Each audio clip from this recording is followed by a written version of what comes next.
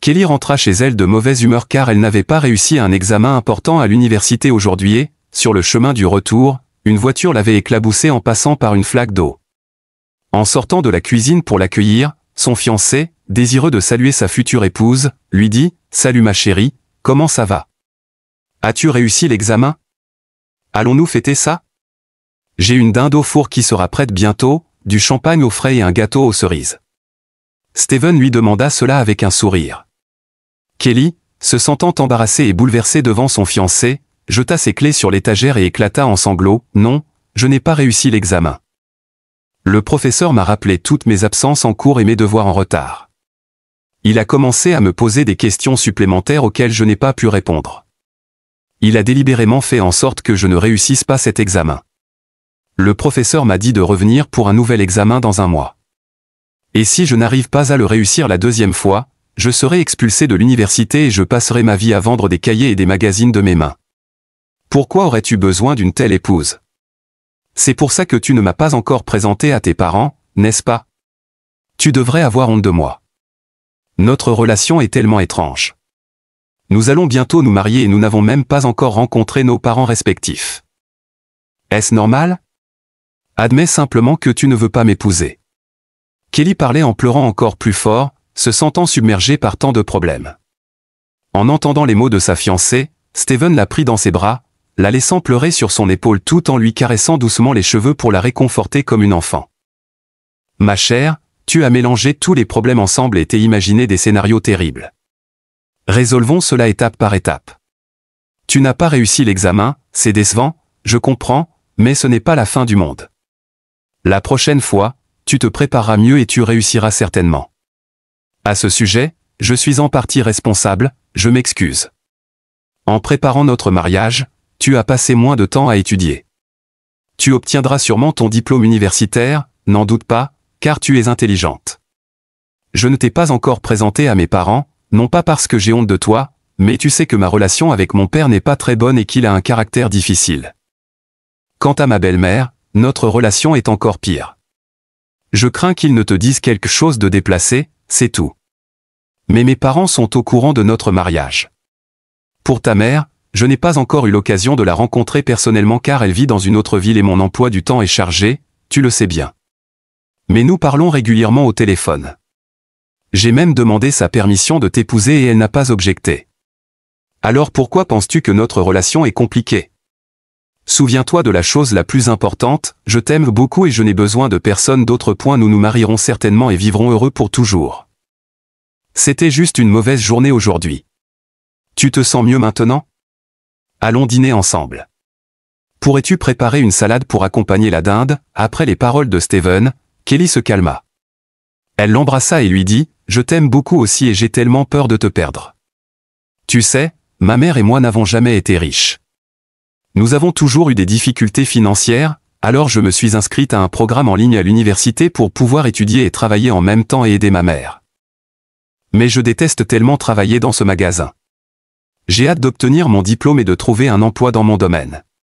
Et maintenant, je n'ai pas réussi le dernier examen, donc je suis contrarié. Je m'inquiète aussi que tes parents ne m'aiment pas. Ma mère et moi sommes des gens simples, alors que tes parents sont de la haute société.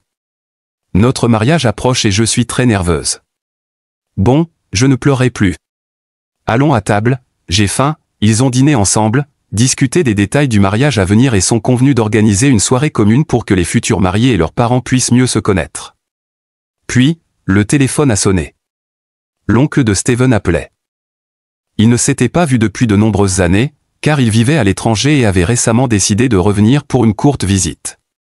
Après avoir parlé avec son oncle, Steven a commencé à se préparer pour partir et a prévenu Kelly, mon oncle George m'a invité chez lui. Il a dit que nous devions parler de quelque chose d'important. J'y vais, je reviendrai bientôt.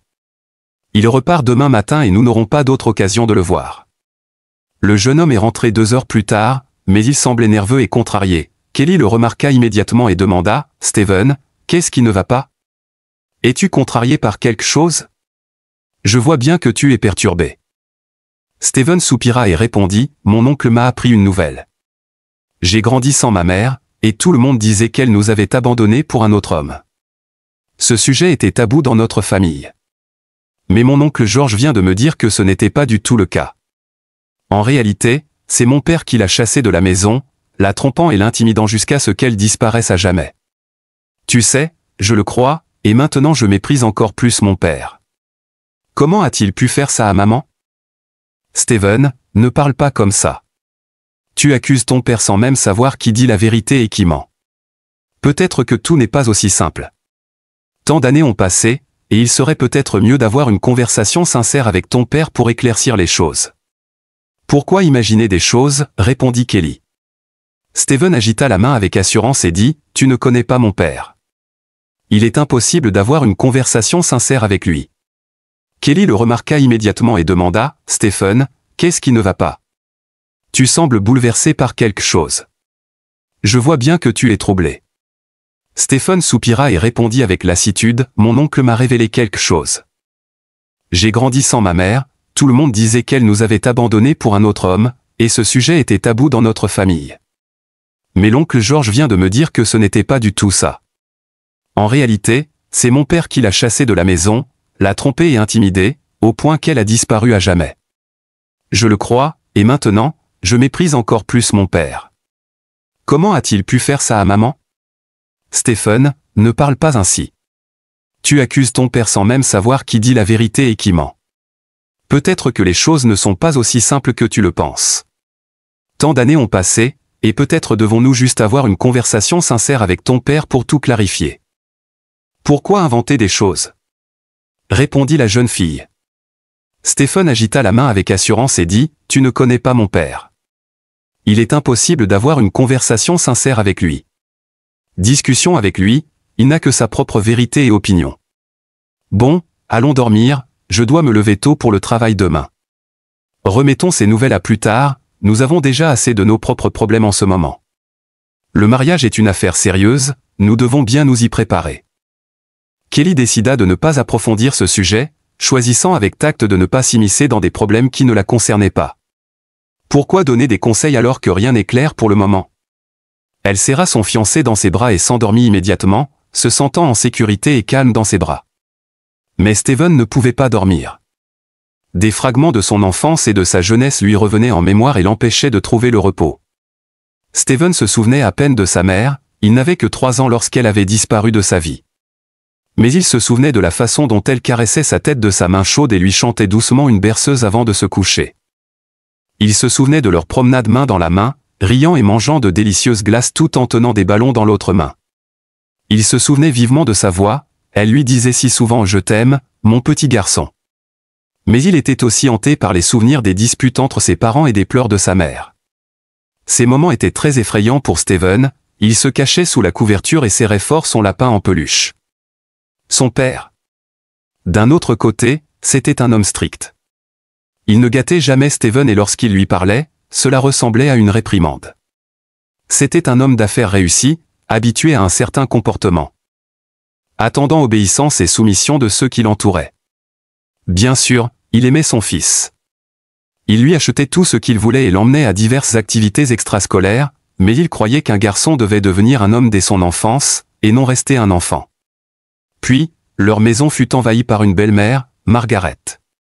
Steven ne l'aima pas dès le premier regard, et ce sentiment était réciproque.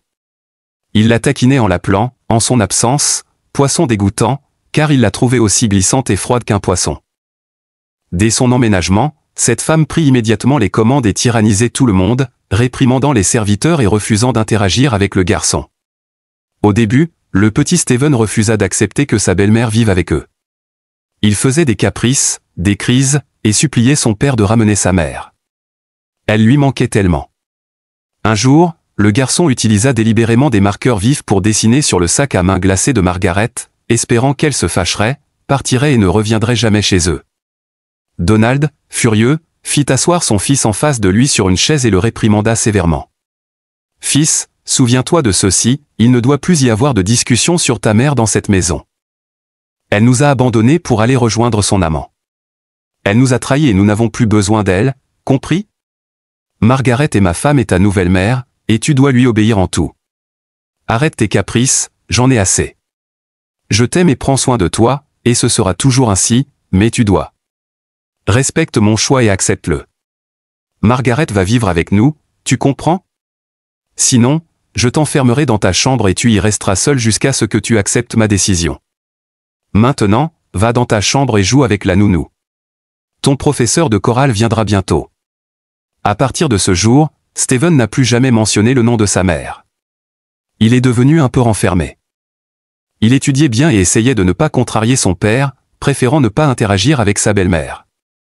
Mais le garçon se sentait toujours mal à l'aise et étranger chez lui. Il avait l'impression de vivre mécaniquement, sans jamais pouvoir se détendre, ce qui le dérangeait beaucoup. Personne ne lui demandait ce qu'il voulait manger pour le déjeuner ou le dîner, on l'appelait simplement à table et c'était tout. La seule proche avec qui Steven pouvait avoir des conversations sincères était sa grand-mère adorée, Anna. Mais pour une raison inconnue, elle ne communiquait pas avec son père et n'était jamais invitée chez eux. Cependant, elle avait parfois le droit de voir son petit-fils. Ces moments étaient inoubliables pour le garçon.